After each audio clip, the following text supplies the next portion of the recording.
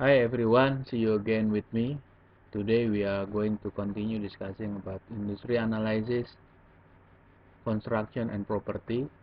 Today we are focusing on the building construction. As you know that construction and property is the top gainer in the last 12 months in the Jakarta Stock Exchange, and then the whole company or member of this sector consists of properties of 37 companies, and our focus building construction part of this sector is 15 companies. Next, we would like to see more detail. This is index profile. You see the growth average in the last 6 months is 70%, and of course lately in the few weeks from today uh, there is quite big drop, rally, because of down of or a drop in the Jakarta Stock Exchange. So in this case we see still we consider this is a hot industry because of macroeconomy is quite supportive, quite conducive. If you see the government bond yield for 10 years period, that is represent confidence of global investor to Indonesia. So that's why they are willing to take higher risk of lower yield by investing in Indonesia. Interest also go down. It is one of the main indicator that in global investor willing to take a lower yield. So in terms of the financing business, in the banking business, mortgage, uh, credit or mortgage rate rose for apartments. So there is growing on the consumer financing, growing on the buying power and consumer spending, demand for housing going up, and banking focus more on the consumer credit, and the same time that government spending also increases, meaning the infrastructure and construction of the consumer side and also for the infrastructure also both increasing. So next we go deeper on this sector, property sector.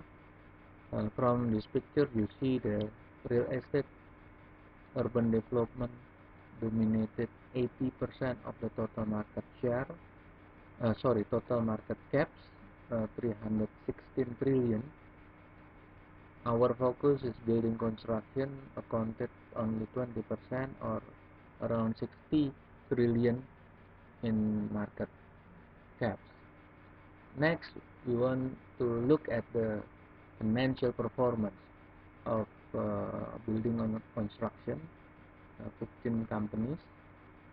So you see parameter we use is FCF, free cash flow, working capital, asset, and some financial ratio, return on equity, return on asset, margin, and then debt equity ratio. If we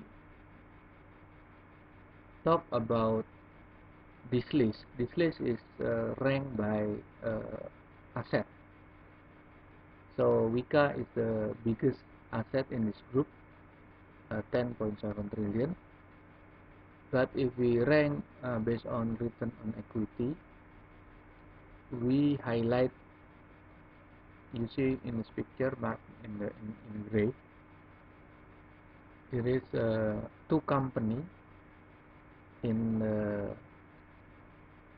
high or the big or medium caps, is SSIA and TOTL or Total Construction Company, and small caps we only pick GPRA you see the return on equity SSIA 50%, TOTL 26%, and GPRA 21%. The rest may be PP is 19%. So if we check the margin, actually DUTI or Duta Anggada or Duta Pertiwi, Duta Pertiwi, they have a very quite impressive margin.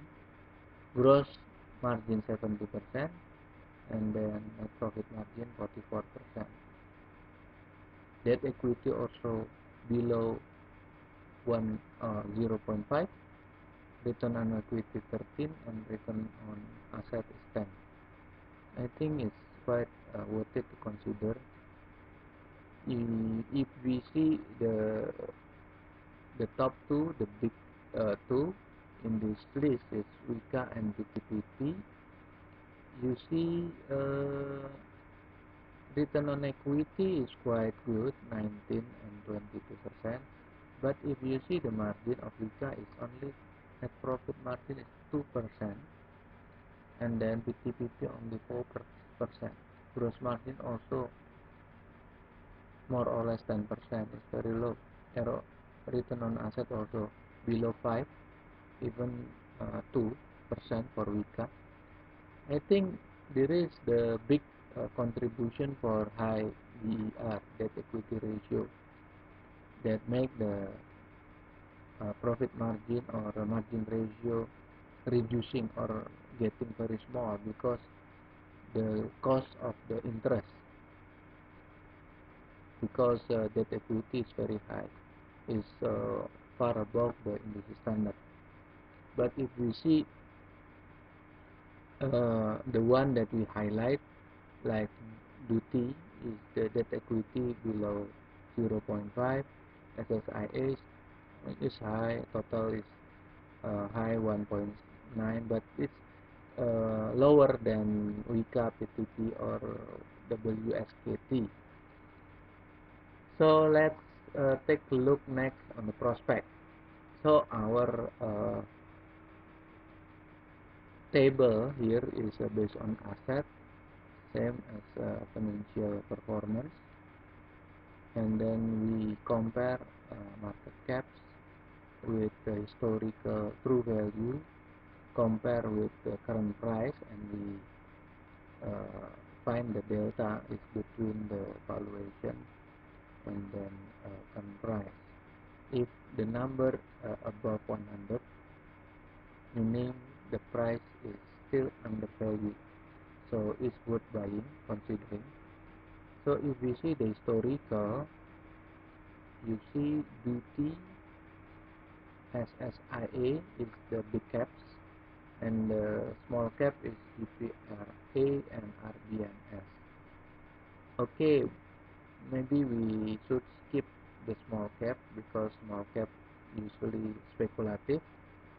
There is no consistent financial performance, so it's difficult to predict what's happening in the future for the small cap.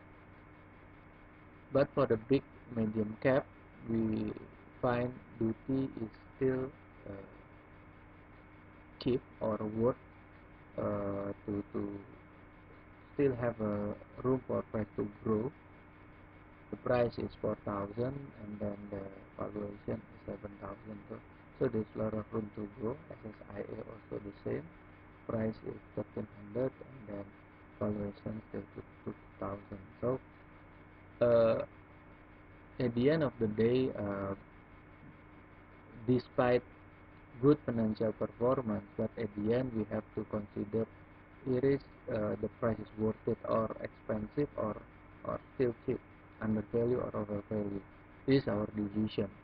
So let's finish up for today. So see you next time with another industry analysis. Thank you.